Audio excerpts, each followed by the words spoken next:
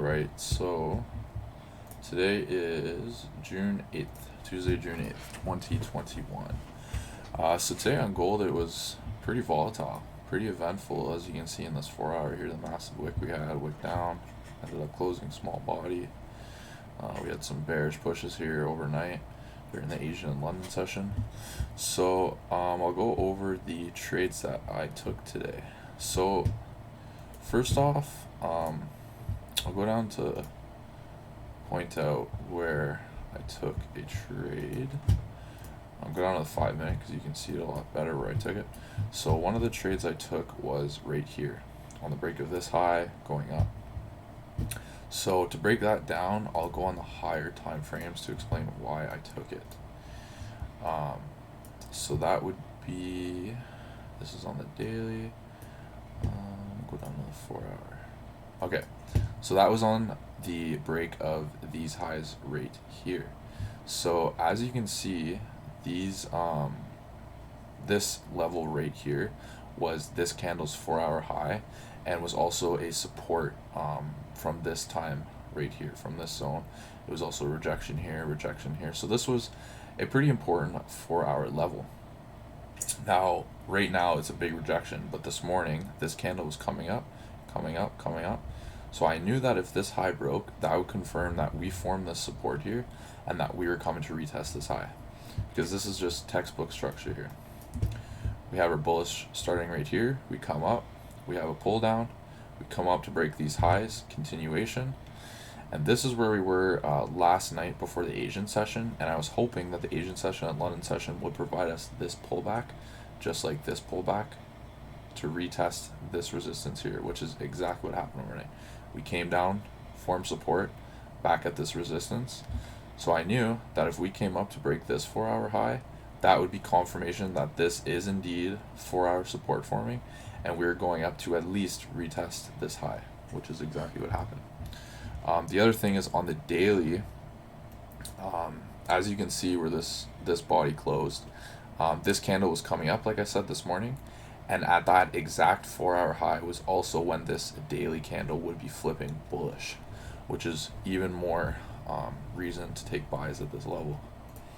So we keep coming down here to the 1 hour. Here it is here. Here's the level once again. You can see that it's also a 1 hour resistance. This was the support from before Asian session. There were multiple rejections here during Asian and pre-London. Like I said, further proving that this is a strong area and breaks would be good buys.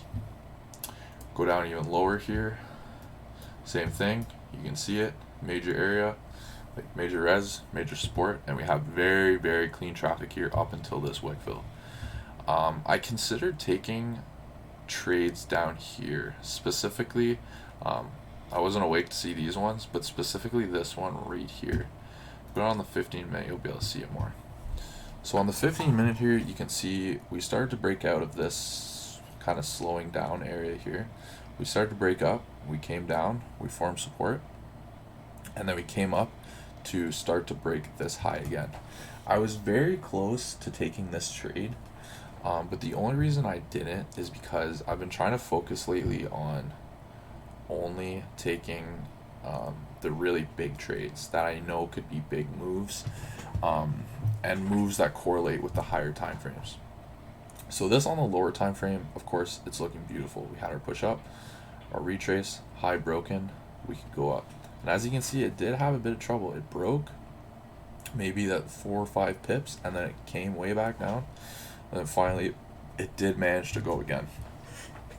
So the reason why I didn't take it there was because not too far away, I knew that if I could just wait until here, then 100%, if we got a break of this major zone that I already explained, then I know we're going to have a big move. Whereas here, I was like, well, we could just be coming up as a retracement in a newly established downtrend.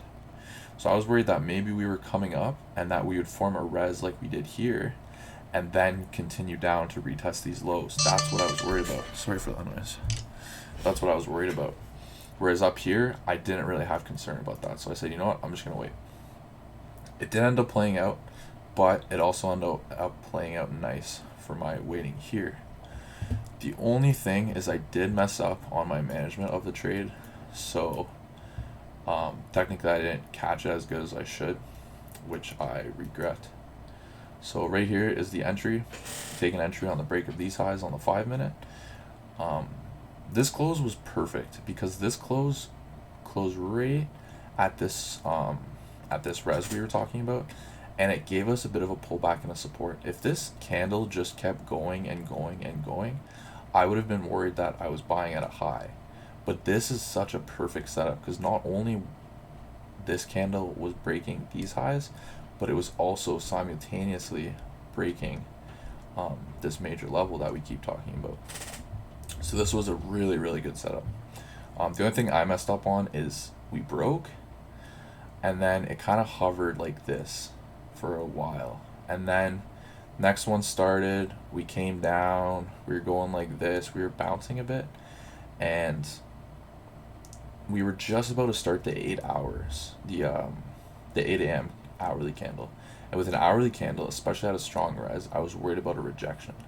So what I ended up doing was I closed my full position. In hindsight, if I was that scared, I had my stop down here originally, I should have just trailed it below this current 5 minute. Even that would have been a little bit over managing, but if I was scared, I should have just done that. Instead, I made the mistake of using the quick pressing of magic keys to my disadvantage, and I closed full, and after closing full, it shot up, and I certainly would have gotten my 10 pips. Would have been 10, 15 pips. So a little disappointing that I messed that one up, but nonetheless, it gave me more confidence on my analysis, considering it played out exactly how we talked about it playing out. So further on here, I was looking for some more entries. So we came up, and I wasn't about to try and buy a high. I wanted this pullback to happen. So we got a pullback on the 5 minute. This closed. I thought about entering on the break of this high here, but I thought that we would probably need a full 15-minute bearish candle, because as you can see, we were running away pretty strong with the bullish candles. No bearish candles closing, even on a low time frame like 15 minute. So I really wanted to see this full 15-minute bearish close, and this would have only been at 8. This was the 8 o'clock candle. So I was worried that even though this candle broke these highs, I was pretty certain that the next few would close bearish to give us that 15-minute close, which is exactly what happened. So then at that point, I had all of these set up. I was waiting for these highs to break, and this is why I always wait for a few pips above the high to break. Because if you look at my crosshairs here, if I waited for this high to break, I would have just entered, and the second I entered, it would have rejected, and I would have given it a loss. That's why I always wait for it to break a few pips above the high, because this happens a lot. It'll just break the high and then come back down. So what I did was I was waiting. I had a buy stop just above here, a couple pips above this high, about where my crosshairs are. And sure enough, a candle finally printed, and it shot up, got my buy stop, and I got in. I did close a little bit early, because what made me nervous was this potential. I was worried about this happening. So if you look on the 30 minute, that was this candle right here, the 8:30 candle. So I had this daily wick fill in mind as the target with all of this clean range left. So this was looking really, really, really good. We have all this clean traffic, and the daily range is just within reach. Breaking these highs with all this, I thought for sure this would fill. Now what happened was at 8:30, you can't see it anymore since the candle has played out, but we opened up right here and immediately started shooting up. No downwick. We didn't grab any liquidity downwards. We formed no downwick on the 30-minute or the 15-minute candle, which is very concerning. So once I entered that buy stop and I was getting all that volume push, I did end up closing early because I was really worried about this exact thing happening, this massive wick to come and give us that down wick on the 30-minute. It did end up filling that wick before giving the rejection, or filling that that daily range there.